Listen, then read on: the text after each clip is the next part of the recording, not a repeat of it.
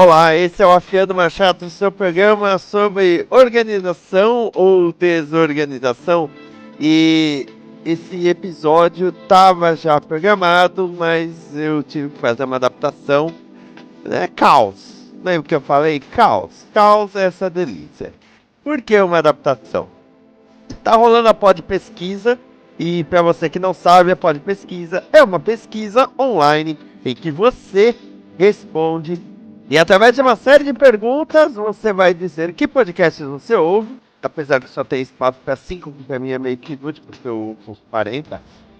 Quando você ouve, o que você acha de propaganda em podcast? O que você acha da leitura de e-mails?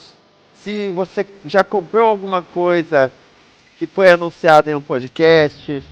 Enfim, tem várias perguntas aí que vão te ajudar a relacionar, a estabelecer, né, como você se sente em relação a podcasts. No finalzinho do programa, eu vou colocar o spot Explica Melhor sobre a Pod Pesquisa. A Pod Pesquisa, esse ano, é organizada pela ABPOD e pela Rádio CB. A ABPOD é a Associação Brasileira de Podcasters, que é uma associação que visa trabalhar pelos podcasters. Tá? Vamos falar de organização. Fato é que a ABPOD, em outros tempos, porque eu sou um podcaster das antigas, já fez muito pelos podcasters no Brasil, coisa que não reflete o estado atual das coisas. Então eu entendo que a ABPOD queira se organizar, ela está com uma nova presidência e tudo, para melhorar isso. Tá? Até começou uma inscrição de produtores para desenvolver aí o trabalho melhor nessa associação. Legal. Existem alguns pontos que eu fico meio assim em relação à Pod Pesquisa. Tá? Eu tenho algumas ressalvas, mas é sempre interessante. E é interessante para mim como produtor, porque eu tenho ideia da média de público que ouve os programas da Combo. E a Pod Pesquisa, em seus anos anteriores, a última acho que era de 2014, ela trouxe resultados muito interessantes, eu tenho que dizer, como, por exemplo, o fato de que, na média, 50% do nosso público é feminino, sendo que em outros programas é de 20% a 25%. Então, a gente, aqui eu tenho um maior, porque eu fico muito feliz. E aí entra um outro ponto que eu quero colocar aqui, tá? Só para encerrar a parte da Pod Pesquisa, eu realmente espero que os dados sejam úteis. Ainda tem essa questão da Rádio CBN, que a Rádio CBN está investindo nessa área. Tudo bem que hoje em dia são simplesmente os programas deles lançados no formato de podcast por feed. Mas eles estão aí com alguma boa intenção, eu espero. Então, eu espero estar enganado, mas eu acho que se eles estão buscando desenvolver algum tipo de trabalho, eles podiam também trabalhar algum nível de sinergia maior entre rádio e podcast. Tá. Dito tudo isso, você vai lá, podpesquisa.com.br. Coloca lá seu nominho, acho que não tem espaço pra nome. Coloca que podcast você ouve. Se você tá ouvindo esse, você ouve o Afiando Machado. Coloca lá, Afiando Machados, tá? E responde aí as perguntas. Se você é produtor, aí vai estar lá, você é produtor? Sim, aí vem mais algumas perguntinhas no final, incluindo aí números que eu não me dispus a compartilhar com essa planilha. Não me senti confortável para isso, porque eu não quero mesmo. Essa é a questão. Aí, falando de público, eu vou relacionar com uma notícia que eu vi no DN. Eu ia fazer um programa sobre a Pod Pesquisa, e aí eu vi a notícia no DN, e essa notícia, tá? É o DN dessa semana, que foi ao ar, o 507, tá? Eu vou ler aqui o texto, tá? Eu não vou pôr o texto do DN, porque é o DN dessa semana. Vai lá no site, comoconteúdo.com, é o DN dessa semana. Mas ó, o texto tá assim, o redator foi muito bom. Você pode se surpreender, mas as gravadoras voltaram a apostar não só no LP em vinil, como também nas fitas cassete. Tanto que a Polisson, maior fábrica de discos de vinil da América Latina, recomeçou sua produção de fitas, já começando com obras de Pitty e Arctic Monkeys. Agora, Sailor de Vaporwave, estilo musical baseado no retrô computacional dos anos 80, estão lançando suas músicas em disquetes. Cada disquete permite até 11 minutos e meio de música em 8 bits. Esse é o texto que foi lido assim de forma extremamente competente pelo âncora. Agora, o ponto que eu quero colocar, porque é claro que isso levanta a pergunta: por que eles fizeram isso? Por que os selos de Vaporwave estão atacando nessa linha de disquete? Até a vintage disquetes. O título do programa são disquetes também. Disquetes! Mas eu vou voltar um pouco antes, tá? Quando eu era criança, anunciavam um CD novo, zerado, só pra contrariar. E aí falava em LP, CD e cassete. Tá? Eram os 3 formatos que eram vendidos comumente no grande público. LP, CD e cassete. E aí, o LP veio primeiro, a bolachona, vamos chamar assim, a bolachona do LP veio primeiro, o vinil, e depois o cassete, a fita cassete. Aliás, muita gente confundia, chamava fita VHS de cassete, VHS. E aí, os compact disc. E eles foram morrendo por uma questão muito fácil. O CD, ele era mais bonito, ele era mais vendável. E o CD, como um todo, fala de computador, anos 80, a gente estava na era do computador, não sabia? Era mais apresentável como o futuro. Por isso que o CD pegou e por isso que os outros morreram. E aí, o mercado brasileiro entregou o mercado de fitas cassete para a pirataria. Largaram mão e passou a ser 100% pirataria. Devia até estar usando uma camiseta assim, 100% pirataria. Com muito... E eles entregaram o mercado, e nessa entrega de mercado eles prejudicaram a mobilidade, que só foi resolvida com o iPod, tá? Calma que eu vou chegar onde eu quero dizer. Agora, estão voltando com todos os formatos. O CD continua, o CD ainda é forte. Ah, mas o streaming. Ah, mas o YouTube. Mas o CD ainda é forte. Não subestime o CD. Só que o LP sempre teve o seu mercado cativo por causa das pessoas que dizem que o som dele é melhor. E é mesmo, tá? Eu tenho aqui os vinizinhos que não vão me deixar mentir. Agora volta a fita cassete por uma questão puramente nostálgica. A fita cassete eu acredito que esteja voltando simplesmente para você ser diferente. Talvez para trabalhar a mobilidade. Talvez. As capinhas são até bonitinhas. É fácil você ter uma coleção de cassete. Você tem uma caixa, você já pode ter 40 cassetes numa caixa. É a tua coleção. É uma caixa e você tem toda a sua coleção ali. Mas eu realmente tento entender qual é a ideia de voltar ao cassete. O que eu gostava no cassete era fazer a minha coletânea. Eu gostava de... eu já fazia podcast antes de fazer podcast. Então, por que voltar com a fita cassete? E o lance que eu li do Arctic Monkeys, eu descobri que o Brasil vai ser o único país que vai lançar Arctic Monkeys em fita. Eu ia falar CD. Em fita. O único país, nem lá fora vai lançar essa bodega, o álbum novo deles em fita cassete. Aliás, o programa da Combo, chamado Fita Cassete, ele tem esse nome porque a ideia é, olha, eu gravei uma fitinha com 7 músicas desse artista ou dessa banda para você. Ah, você não conhece Fita Cassete? Vai lá conhecer, é muito legal. Logo mais tem temporada nova, aliás.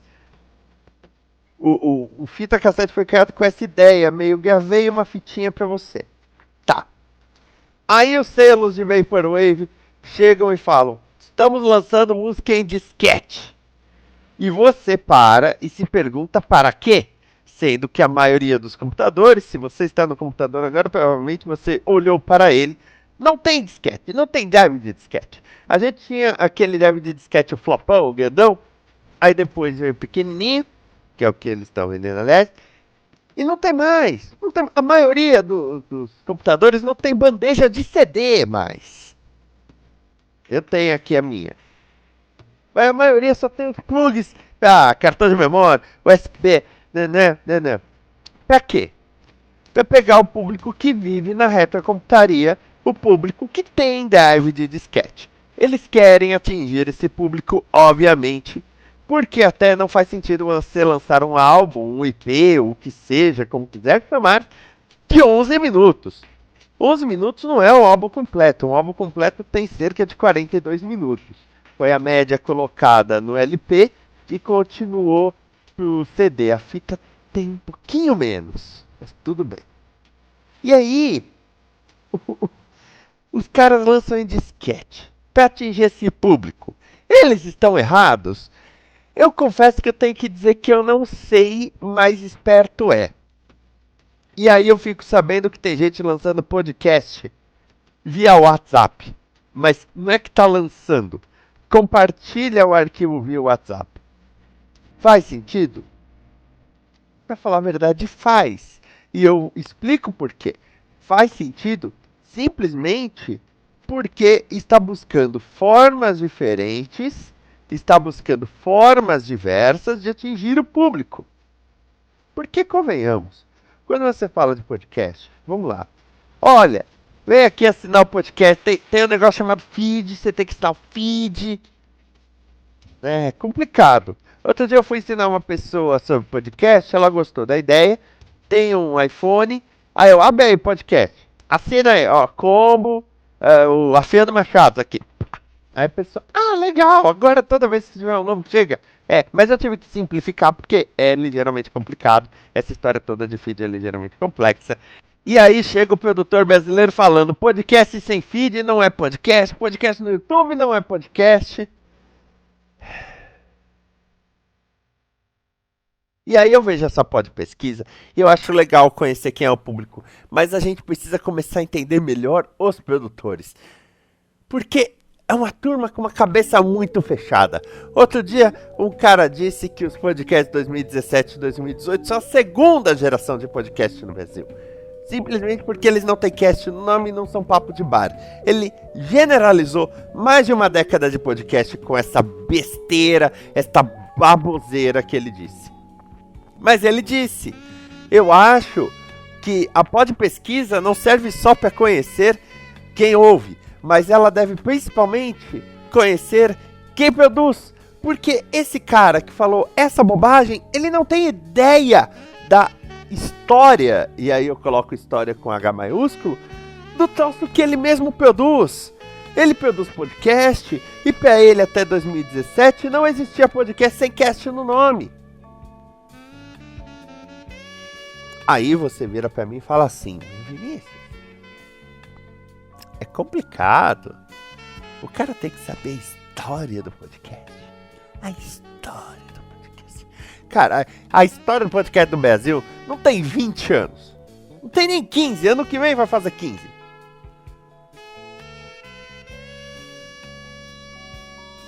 Quando a gente fala de organizar as coisas e quando a gente fala do caos, o tema dessa temporada é caos. O caos é você entregar a aleatoriedade.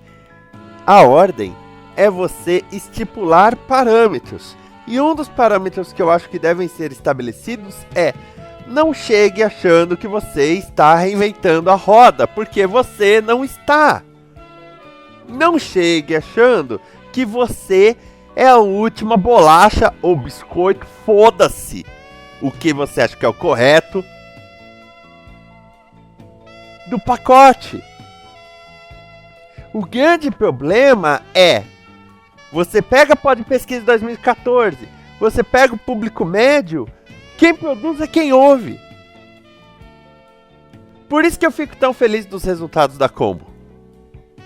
Eu espero que os resultados da Pod Pesquisa 2018 tragam algo muito diferente, tragam um escopo maior. Por quê? Porque atualmente a turma que ouve é a turma que já sabe o que é feed, que mexe com o computador, programação. E você tá só falando com esse público que sempre vai querer a mesma coisa, porque é um público... Quando o público sabe o que quer, vai buscar aquilo que ele gosta. E aquilo que ele gosta, às vezes, vai ser a mesma coisa. E pesquisar, às vezes, não é a prioridade de alguns podcasters.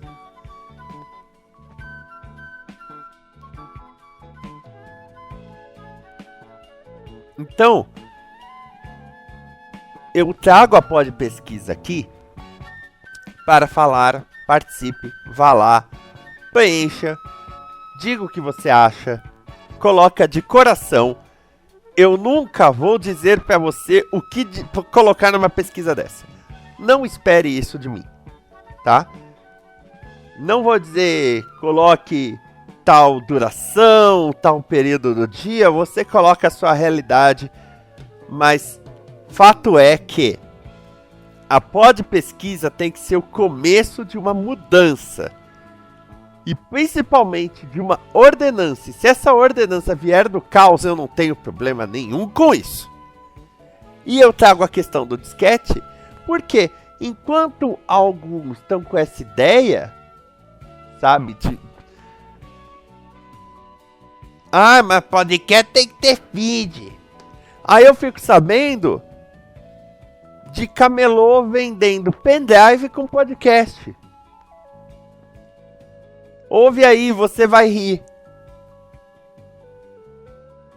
Que nem uma época que baixar vídeo da internet, até vídeo musical era complicado, aí tinha o cara vendendo CD com clipes musicais.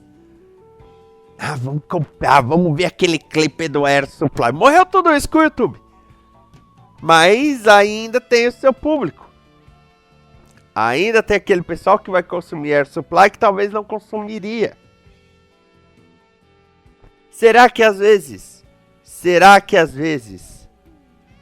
pensar no disquete não é uma boa ideia? Eu teria lançado esse Vaporwave em pendrive, porque você vai ouvir no computador mesmo e foda-se. Mas eles querem atingir o pessoal da retrocomputação, ou retrocomputaria. Vou mandar um abraço aí pro Ricardo Pinheiro. Será que eles estão errados? Eu coloco aí essa pergunta para você. Agora vai rolar aí o spot da Pod Pesquisa. E eu volto semana que vem com a nossa programação normal. E eu espero mais calmo. Atenção, ouvinte de podcast, temos um recado muito importante para você. A ABPod, Associação Brasileira de Podcasters, em parceria inédita com a Rádio CBN, está realizando entre os dias 1º de julho e 15 de agosto de 2018 a 4ª edição da Pod Pesquisa. Na edição deste ano, além de atualizar o perfil do público brasileiro de podcasts, a Pod Pesquisa vai levantar também o perfil dos produtores de podcast e dos ouvintes de rádio que ainda não conhecem podcast. Não se esqueça que o sucesso da pesquisa depende da participação do maior número possível de pessoas. Então, espalhe a notícia para todo mundo que você conhece e siga também o @podpesquisa 2018 no Twitter. Acesse agora podpesquisa.com.br, preencha o questionário e participe dessa importante ação para um crescimento ainda maior do podcast no Brasil.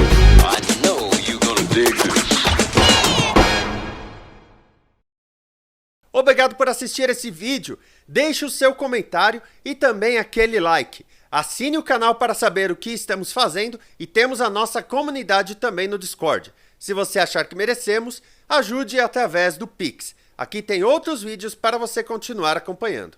Até mais, amor e paz.